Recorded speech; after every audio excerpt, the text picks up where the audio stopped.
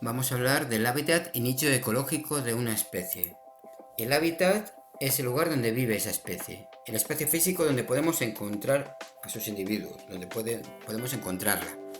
Ese espacio físico, que es diferente del nicho ecológico, que no solamente incluye el espacio físico, sino que también incluye la forma que ocupa ese espacio y su función en el ecosistema. Es decir, no solamente que una especie viva en la selva, sino también si vive encima de los árboles, o vive en el suelo, o vive o de qué se alimenta, quién se lo come a él, qué función ecológica cumple en el ecosistema, si es un productor, si es un consumidor, etc. Ese es el nicho ecológico. De alguna forma podríamos decir que el nicho ecológico es el papel que desempeña esa especie en el ecosistema y que incluye el espacio físico que ocupa, pero también en qué momento lo ocupa, si es por el día, si es por la noche, si es en primavera, si es en verano, la forma en la que ocupa ese espacio, su función.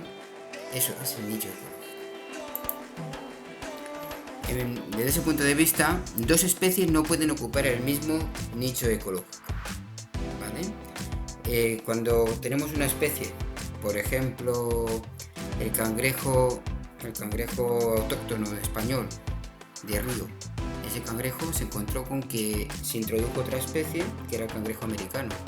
El cangrejo americano comía cosas parecidas al cangrejo español y además vivía en el mismo sitio, con lo cual ocupaban nichos ecológicos muy similares. Lo que sucedió a continuación fue que una especie acabó desplazando a la otra y prácticamente el cangrejo de río español se ha extinguido y los cangrejos que nos podemos encontrar por ahí son cangrejos americanos. También pasa que una especie puede ocupar diferentes nichos ecológicos durante su vida. Eso es lo que pasa pues con especies que tienen metamorfosis, por ejemplo, y como las mariposas, que en una etapa de su vida son orugas que se alimentan de hojas de árboles y después tienen otra etapa de mariposas en la que se alimentan de néctar de las flores. Muy bien, pasamos al siguiente tema, que son las relaciones que hay entre los seres vivos. Esas relaciones se llaman relaciones bióticas y hay dos clases. Según que sean relaciones entre individuos de la misma especie, entonces se llaman relaciones intraespecíficas. Un ejemplo es este enjambre de abejas. Y otro ejemplo serían las relaciones que se producen entre individuos de diferentes especies. Serían relaciones interespecíficas. Y dentro de estas, por ejemplo, estaría el cangrejo ermitaño. El cangrejo es un crustáceo que vive dentro de la concha de un molusco muerto. Aprovecha la concha abandonada de ese molusco muerto para vivir. Entonces es una relación de dos especies diferentes. Es una relación interespecífica. En cuanto a las relaciones intraespecíficas, vamos a ir viendo cuáles hay. Entonces, hay lo primero, relaciones de competencia. Los individuos compiten por el mismo recurso. Si son individuos de la misma especie, pues fácilmente van a competir por el mismo recurso. Esos recursos pueden ser de alimento, de espacio, pueden competir por ejemplo, machos por hembras, etc.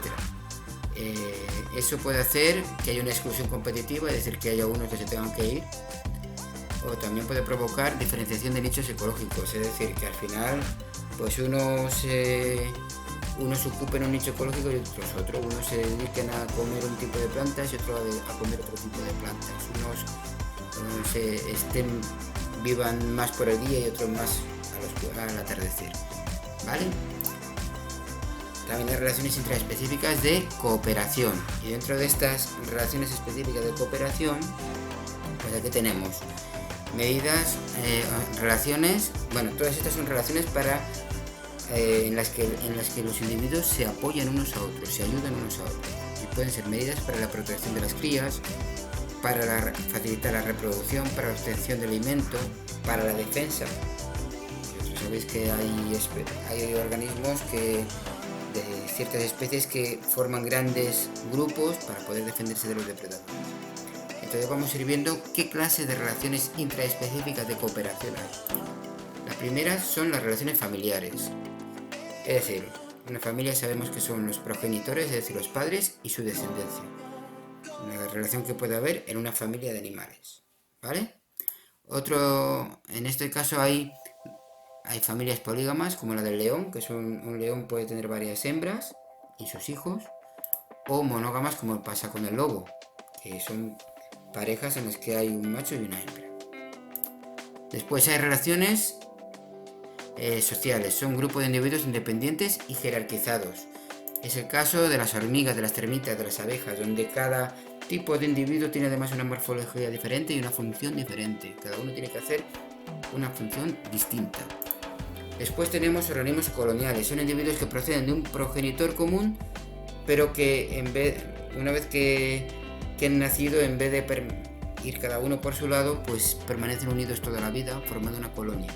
Es lo que sucede con las colonias de coral, con los pólipos y las medusas. Entre los pólipos pues estarían los corales, que forman auténticas estructuras gigantescas, montañas auténticas.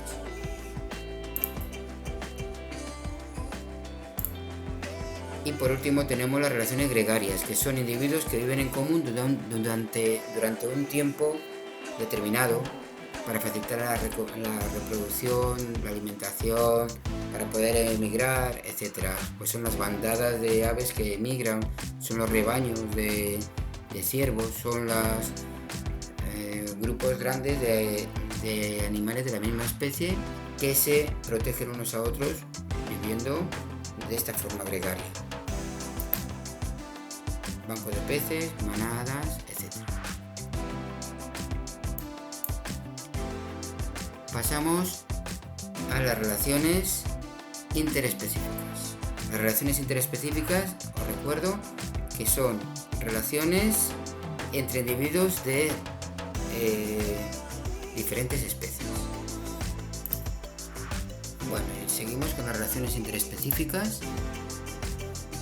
La primera, para ver estas relaciones interespecíficas, que son relaciones entre dos especies diferentes, lo primero que vamos a ver es estos símbolos de aquí, en los que aparecen signos. En este caso es un menos y un menos. Estos signos lo que nos dicen es, cuando aparece un menos es que la primera especie pierde, cuando aparece un más es que la primera especie gana.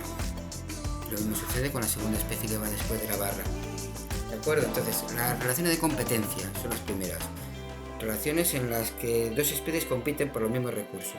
Son relaciones menos-menos. A ninguna especie de las dos le viene bien que exista la otra. Las dos salen perjudicadas por esa competencia, ¿vale? Tienen que competir por el mismo recurso, que puede ser el espacio, el alimento, la luz, en el caso de las plantas, en una selva, por ejemplo, etc. Y lo que origina esta relación de competencia al final es la exclusión de una de ellas. Pasa lo de que decíamos de los nichos ecológicos. Al final, una de las especies es perjudicada y se queda con el espacio la otra. Relaciones de depredación son relaciones más-menos. En estas relaciones de depredación, pues hay un depredador y una presa. El depredador sale ganando porque come, la presa sale perdiendo porque es comida, porque muere. Esa es una relación que afecta mucho a los organismos porque la variación del número de presas o del número de depredadores afecta mucho a la otra especie.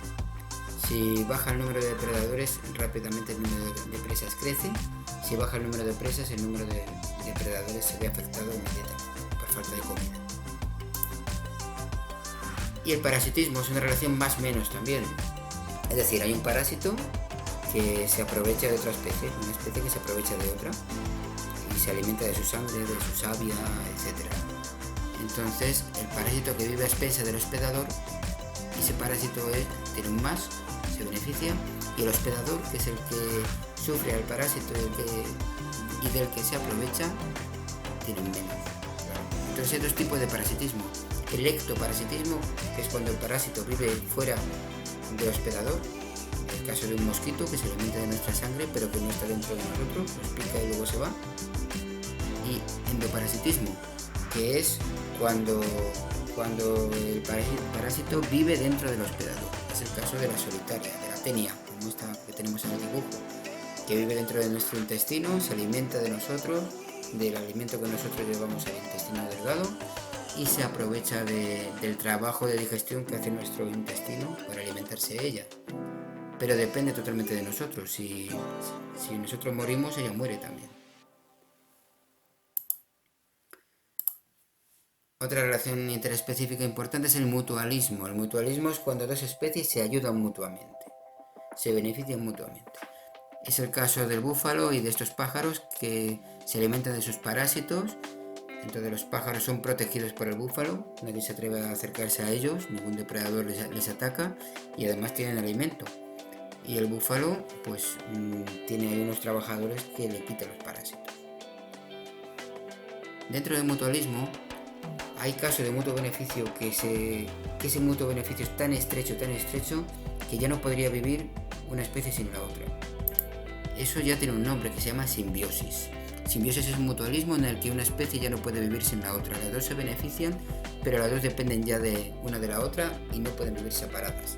Pasa eso en los líquenes, que son hongos con algas dentro de sus tejidos que viven simbióticas y que esas algas hacen la fotosíntesis y permiten al hongo vivir en unas condiciones que sin ellas sería imposible. Y por último tenemos el inquilinismo. El inquilinismo es una relación más cero. ¿Por qué? Pues porque una especie, el inquilino, encuentra cobijo en una estructura de otra especie a la que no perjudica ni beneficia.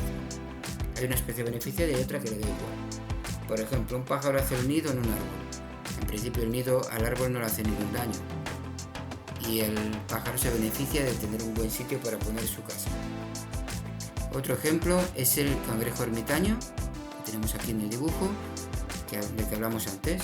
El cangrejo aprovecha la concha de un molusco muerto.